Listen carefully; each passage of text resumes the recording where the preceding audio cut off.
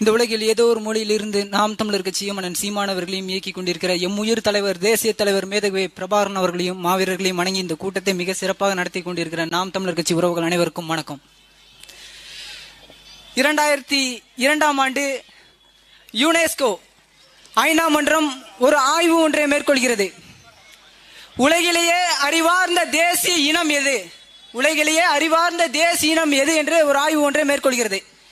அதுல முதல் இடத்துல அறிவார்ந்த தேசிய இனம் யூதர்கள் அப்படின்னு அறிவிக்குது.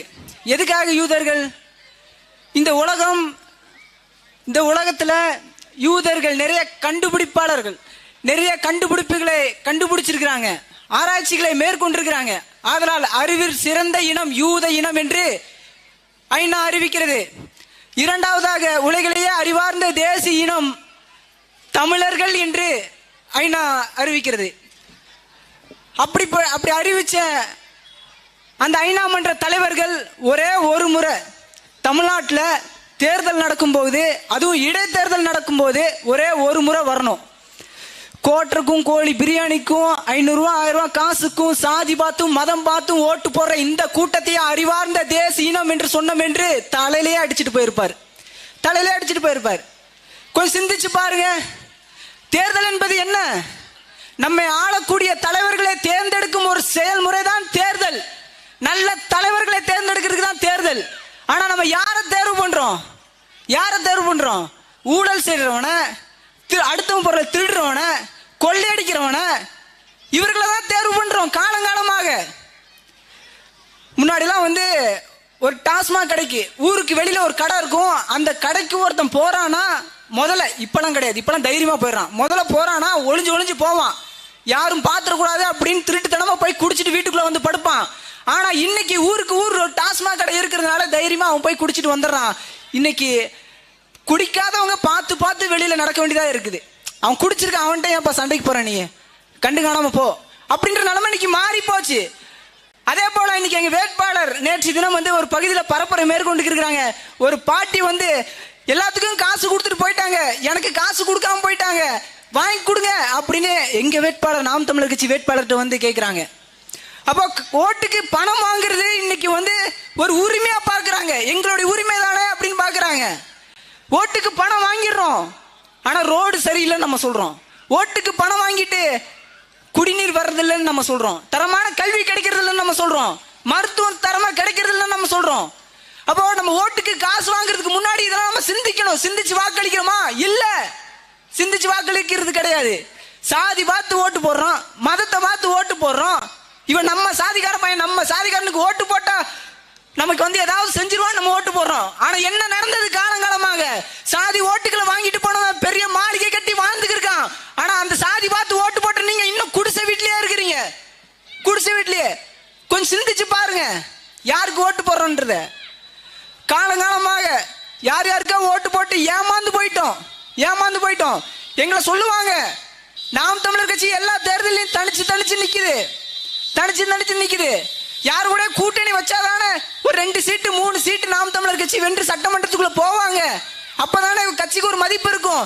இன்னும் நீங்க தனிச்சு நின்று நீங்க என்ன சாதிக்க போறீங்கன்னு கேட்பாங்க. நாம் தமிழர் கட்சி தனித்து நிக்கிறதுனால திமுகவுடைய வாக்குகளை பிரிக்கிறதுக்கு தான் நிக்குது, அதிமுகவுடைய வாக்குகளை பிரிக்கிறதுக்கு தான் நிக்குதுன்னு பேசுவாங்க. நாங்க தனித்து நிற்பது அதிமுகவுடைய வாக்கையோ திமுகவுடைய வாக்குகளை பிரிப்பதற்காக அல்ல. சாதியாக மதமாக பிரிஞ்சு நிற்கக்கூடிய தமிழர்களை ஓரணியில் திரட்டுவதற்கு தான் நாம் தமிழர் கட்சி தனித்து களம் காண்கிறது. ஒரு வாய்ப்பு கொடுங்க. ஆனா எங்களுக்கு ஒரு நம்பிக்கை இருக்கு. கொஞ்ச நேரத்துக்கு முன்னாடி ஒரு கிராமத்துல அக்கா காளியம்மாக்கா பேசிக்கிருந்தாங்க. ஓட்டுக்கு காசு வாங்கிட்டு எங்க சின்னத்துல ஓட்டு போடுங்க, மைக் சின்னத்துல ஓட்டு போடுங்கன்னு பேசிக்கிருந்தாங்க. குடிச்சவங்க எல்லாம் உண்மையை சொல்லுவாங்க. பொதுவா குடிகாரர்கள் குடிச்ச நேரத்தில் உண்மையை சொல்லுவாங்க. அப்படி ஒருத்தர் வந்தாரு, என் பேரன் ஓட்டுக்கு காசு வாங்கிட்டு இந்த மைக் சின்னதெல்லாம் போன தடவை குத்துனான்னு சொல்றாரு. அப்போ இப்ப இருக்கக்கூடிய தலைமுறைகள் மாறுது. அதே மாதிரி நீங்க மாறுங்க. நீங்க தான் உங்களுடைய பேர பிள்ளைகளுக்கு சொல்லணும், நல்லது கெட்டது சொல்லணும். ஆனா பேர பிள்ளைகள் உங்களுக்கு சொல்றாங்க. கொஞ்சம் சிந்திச்சு பாருங்க. வர்ற வழியில சாலையே இல்ல. முதலமைச்சர் மு.க. ஸ்டாலின் அவர்கள் பெருமையா சொல்றாரு, நம்பர் 1 ஸ்டாலின் இந்தியாவுடைய நம்பர் 1 நாங்க தான் பெருமையா பேசுறாரு. நல்ல சிறப்பான ஆட்சியை நடத்துறோம்னு சொல்றாரு. அப்படிப்பட்ட மு.க. ஸ்டாலின் அவர்கள் ஒரே ஒரு முறை எங்கள் வேட்பாளர் அபிநயா அவர்கள் வந்தது போல ஒரு முறை இந்த கிராமத்துக்குள்ள சாலை வழியில வரணும். சாலை வழியா புது சாலை போடாம இப்ப எப்படி இருக்கோ அதே மாதிரி வரணும். அப்படி அவர் வந்தார்னா அடுத்த நாள் அவர் மெரினா அவங்க அப்பா சமாதி பக்கத்துல அவர் இருப்பார். உண்மையிலேயே சாலையுடைய நிலைமை அப்படிதான் இருக்கு. தரமா இல்ல. ஏன் தரமா இல்ல? ஏன்னா நம்ம ஓட்டு போட்டவங்க தரமா இல்ல, அவங்களுக்கு தரங்கட்டவங்களுக்கு ஓட்டு போட்டோம், அதனால ரோடும் தரமா இல்ல. சிந்திச்சு பாருங்க. இந்தியாவுடைய நம்பர் 1 முதலமைச்சர் பெருமையா பேசுற மு.க. ஸ்டாலின் அவர்கள் கில்லி படத்துல விஜய் அவர்களை பார்த்து விஜயோட அப்பா ஒரு வசனம் ஒன்று சொல்லுவாரு. என் பையன் கிரிக்கெட்ல டெண்டுல்கர்னா பெருமைப்படலாம், செஸ்ல ஆனந்த்னா பெருமைப்படலாம், ஆனா பொறுக்கி பசங்க கூட சேர்ந்து கபடி விளையாண்டுக்கு இருக்காண்டி அப்படின்னு விஜயோட அம்மாவை பார்த்து விஜயோட அப்பா சொல்லுவார். அந்த படத்துல நீங்க பார்த்திருப்பீங்க. அதே மாதிரிதான் முதலமைச்சர் மு.க. ஸ்டாலின் அவர்கள் பெருமையா பேசுறாரு. திராவிட மாடல் அரசு பெருமையா பேசுறாரு. நாங்க சிறப்பான ஆட்சியை கொடுக்குறோம்னு பேசுறாரு. எதுல நம்பர் 1 இருக்கு? எதுல நம்பர் 1 இருக்கு? கல்வி கொடுக்கறதுல நம்பர் 1 சொன்னா பெருமைப்படலாம். நல்ல மருத்துவம் கொடுக்கறதுல நம்பர் 1 பெருமைப்படலாம். நல்ல கல்வி கொடுக்கறதுல நம்பர் 1 பெருமைப்படலாம். தூய குடிநீர்னா பெருமைப்படலாம். ஆனா எதுல பெருமைப்பட வேண்டியதா இருக்குது? இந்தியாவுடைய அதிக மதுக்கடைகள் உள்ள மாநிலமா தமிழ்நாடு இருக்கு, அதுல பெருமையா? இந்தியாவுடைய அதிக இளம் விதவைகள் கொண்ட மாநிலம் நம்ம தமிழ்நாடு, அது பெருமையா?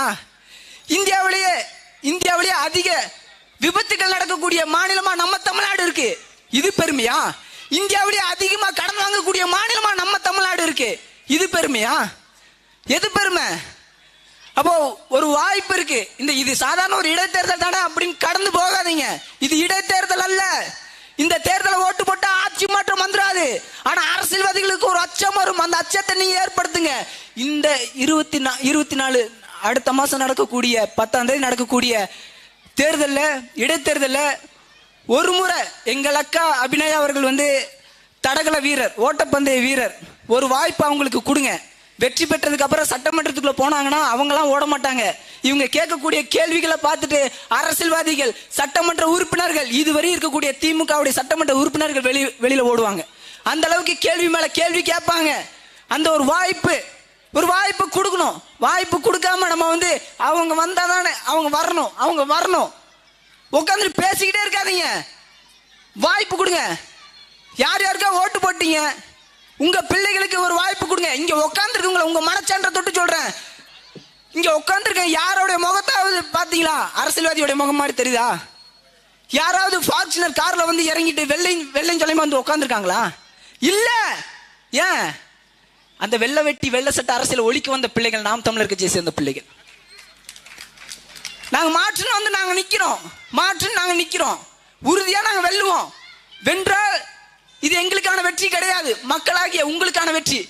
தோத்து போனா அது எங்களுக்கான தோல்வி கிடையாது, மக்களாகிய உங்களுக்கான தோல்வின்னு சொல்லிக்கிட்டு மறந்துடாம வாக்குப்பெட்டியில் வரிசை எண் 2 உள்ள மைக் சின்னத்துல உங்களது மதிப்புமிக்க வாக்கினை, பொன்னான வாக்குன்னு சொல்ல மாட்டேன், மதிப்புமிக்க வாக்கினை அளித்து வெற்றி பெற செய்யுமாறு கேட்டுக்கொண்டு நன்றி, வணக்கம். நாம் தமிழர்.